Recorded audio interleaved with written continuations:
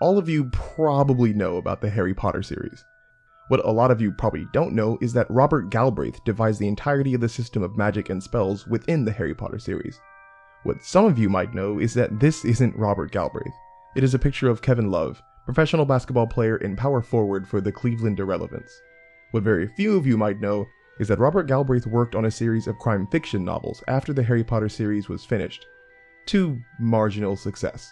The first book of the crime series, The Cuckoo's Calling, debuted to sell 1,500 physical copies in 3 months, slightly over 0.05% of the copies that the last Harry Potter book sold in its first day. By all accounts and reviews, Robert Galbraith was a good writer with a well-realized story, but just couldn't gin up the same vigorous fan base as when he worked on the Harry Potter series. Oh, and the last thing that 99% of you probably don't know is that Robert Galbraith is a woman. This woman, to be more precise.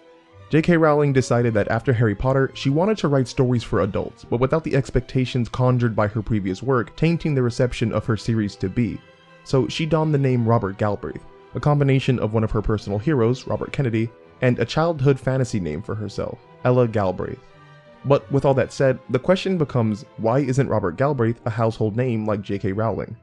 Some of you might be casual writers who create your stories for the satisfaction of no one but yourself, and that is perfectly fine. But others of you might have the goal of writing to reach commercial success, to put your narratives in the hands and eyes and minds of as many people as possible. And rightfully, you might be wondering, what is the actual process of becoming widely known? How do I achieve success? For those of you wondering, your search will continue, because I don't have the answers. Lord knows if I did, I wouldn't be here on YouTube, I'd be swimming in my pool of money. But what we can do together is look at the facts of why J.K. Rowling was so much more successful than Robert Galbraith, even though they had the same level of skill as writers. Firstly, let's just be honest, J.K. Rowling caught lightning in a bottle. Whether this is disheartening or invigorating for you to hear, no amount of skill by itself is going to lead you to the success that Rowling had. You don't become the author of the best-selling book series in the history of the universe without a little bit of good fortune. Heck, my favorite author, George R. Martin, was writing his books for decades before he became household name famous. Robert Galbraith was never going to have the same success as J.K. Rowling by simple virtue of fate being fickle. The other factor for why J.K. Rowling sold books so much more successfully than Robert Galbraith is that Rowling wrote a premise that was extremely compelling to a wide array of people. On the surface, the Harry Potter storyline seems pretty generic. A teenage chosen one has to defeat a literal Dark Lord to keep him from doing X evil action to save the people he cares about. If you wanted to characterize Harry Potter like that, you could, but you'd be doing a disservice to the narrative premise of the series. In my opinion, a partial reason why Harry Potter resonated so well with kids across the world is that Rowling connected Harry, the protagonist, to our world so closely.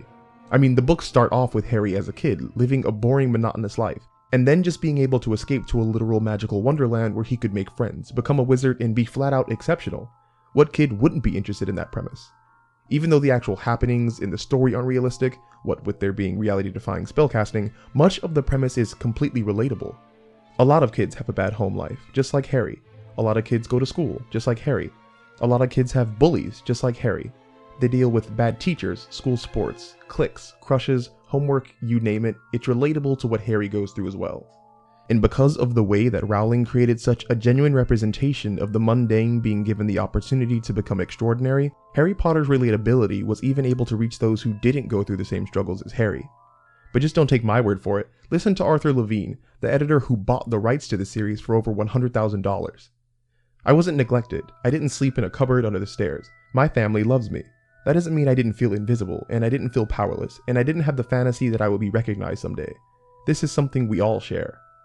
That fantasy that Arthur Levine talks about, that yearning, was shared by millions of other readers, and was in some way fulfilled by Harry Potter. The term used for this is literary escapism, wherein a work of fiction provides a psychological escape from the troubles and thoughts of everyday life by immersing the audience in exotic situations and activities. But where typical fantasy escapism will plant you in some place completely new, a la Coruscant, Westeros, Konoha, or Tamriel, which are magical because of their alluring unfamiliarity and undefined possibilities, Harry Potter's brand of escapism sets you in a perfect blend of fantasy and reality. You might not ever understand which squad of the Gote 13 you might be in, but you can definitely guess what Hogwarts house you would be sorted into. Putting yourself in the shoes of a Padawan, as cool as it might be, is pretty difficult, but practicing potion brewing in a classroom setting seems oddly relatable. The Harry Potter series allows for a mixture of the satisfying fantasy fulfillment of escapism merged with the endearing relatability of realistic fiction. And again, this is no accident. The series is able to combine these two worlds of audience experience because J.K. Rowling put two worlds in Harry Potter. The regular old boring world of muggles coincides with the spellbinding world of wizards, and Harry interacts and struggles with them both. And since he's the protagonist, we the audience can do the same in his footsteps. But just having a magical world isn't enough to capture the success that Rowling found. If that were the case, any old fantasy fiction would be a bestseller. To truly grab onto the audience, the magical world has to feel, well, magical. And that sounds well and good, but what does it mean objectively? Is there any way to track how Rowling was able to make magic feel magical, and if so, how well she did it? Actually, in a way, yes. Merriam-Webster defines magic as the use of means believed to have supernatural power over natural forces. The key word within is supernatural, which itself is defined as some force beyond scientific understanding or the laws of nature. So with that being said, we can look at the ways Rowling kept magic out of the realm of the understanding of the audience to keep it feeling truly magical, because as the definition says, once magic is defined, it becomes science, not magic. So we can start with the origin of magic and what it is. Well, in a 1999 interview at a Barnes & Noble's, Rowling is quoted to have said, "Nobody knows where magic comes from. It is like any other talent. Sometimes it seems to be inherited, but others are the only ones in their family who have the ability." Okay, well that is a pretty big check in the mystery department. The origin of magic is left completely ambiguous by the author. But what about its source? Well, Rowling leaves that to the imagination too. According to the official wiki site, it's never been outright specified whether magic itself is a purely biological element, similar to a form of mutation that is passed down among family lines, or if it is an external energy force which magical beings merely tap into for their power. So it's pretty big that the origin and source are ambiguous, as those are huge aspects of understanding anything. But what about the application? Interestingly, we do get a very detailed explanation on how wizards and witches use magic. However, the explanation is just as ambiguous as if we didn't know anything at all. And I say that because magical application is defined by emotions, possibly the most subjective thing in the world. The entire plot is based around love-infused magic being bound to Harry to protect him from Voldemort. Characters such as Nymphadora Tonks have straight up lost their magical abilities because of emotional turmoil. Dementors suck the happiness out of anyone in their presence, making it hard to perform magic as casting spells requires a certain level of emotional stability. Even the curses in Harry Potter, the malicious magic that the villains use, is dependent upon emotions. Harry realizes that proper use of the Cruciatus curse requires you to want to make your target truly and wholeheartedly suffer. If you don't, the curse will not work. Do we know why emotions play such a crucial part in the application of magic? No. That is left to our own interpretation. In other words, ambiguous. Okay, so the origin, source, and application of magic might be mysteries, but what about the limits of magic? Understanding the limitations of a subject is one of the best ways to generalize other information about it. Well, after combing through the series, I've only discovered 6 actual limitations, and of the 6, 3 fall into what I call soft limits, and the other 3 fall into hard limits. The 3 soft limits are as follows. A wizard needs proper pronunciation to cast a spell, a wizard needs a wand to cast a spell, and a wizard cannot fly unassisted. Now, if you've read any of the books or seen any of the movies, you will know that all 3 of these limitations get thrown out the window. We see wandless and psychic magic consistently in the latter part of the series, and see Voldemort and his Death Eaters fly all the time. It might now be a little more obvious why I call these limitations soft. It doesn't so much mean that the wizards can't use spells without wands or speaking, it's just that it requires an incredible level of skill. And because of that, these limitations do nothing in helping our understanding of magic.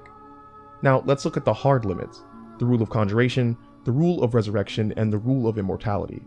In simple terms, you cannot conjure something out of nothing, you cannot bring something that is dead back to life, and you cannot make yourself or someone else immune to the effects of death. These are hard limits because they have nothing to do with the skill of the user. They're just supposed to be straight up impossible to accomplish. Now, technically, there is no way for a spellcaster to break these rules. However, there are some pretty specific workarounds that make these hard limits obsolete. For the rule of conjuration, while you cannot make something out of nothing, there isn't anything stopping you from teleporting whatever you want to your location from somewhere else. Or if you want, you could make copies of something you already have. For the rule of resurrection, you can't bring someone back from the dead, but they can be a ghost. Or you can use the rare Priori Incantatem to commune with the dead. Or use the Resurrection Stone. And for the rule of immortality, you can't make yourself deathless, but you can effectively make yourself unkillable by use of a Horcrux or the Philosopher's Stone. So for the plethora of spells that exist within Harry Potter, we only have 6 limitations that help us understand magic. And of those 6 limitations, half don't matter and the other half can be exploited. Now, this is not to say that circumventing these limitations would be easy or convenient. They certainly wouldn't be. It's just meant to illustrate the possibility, and that Rowling has done an excellent job at keeping us on our toes with what to expect from magic. But we still might be able to get her. Instead of looking at the origins, source, applications, and limitations, let's take a look at the actual appearance of magic in the series.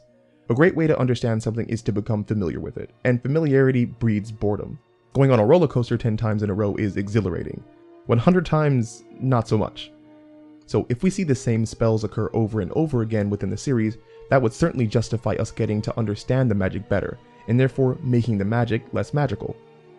Well, in the entire series, there are 90 unique spells in total, and they are combined to be used 432 times in all. In the first book, only 4 spells appear. In the next book, 10 new spells appear. In the third book, we get 11 more spells. In the fourth book, we jump to 25 new spells. In the fifth book, we get another 6, and in the last 2 books, we get another 17 each. So we can see that spells are consistently being added to the series book by book. The magic never becomes stagnant because there are always new spells, meaning we the audience cannot possibly predict what the magic is going to be like. The way the magic system in Harry Potter works is to keep the system itself unknowable. It is ambiguous through and through, from top to bottom, lending itself so well to the feeling of a fantasy with elements above our comprehension. And with recognizing our lack of magical understanding, that leads us back to the sense of escapism that Harry Potter seemed to so uniquely possess. The allure of the books wasn't just walking in Harry's shoes to enjoy the enigma of Hogwarts' magic. It was about making you feel that mystery all on your own. The uncertainty of magic in the series created a unique aura of escapism that led the premise to becoming captivating to its audience. Couple that with some world-shattering luck, and you start to understand why J.K. Rowling outsold Robert Galbraith. Crime fiction novels can sell, and the ones Robert Galbraith wrote eventually did end up selling more, but some creative premises are just bound to be more commercially successful than others.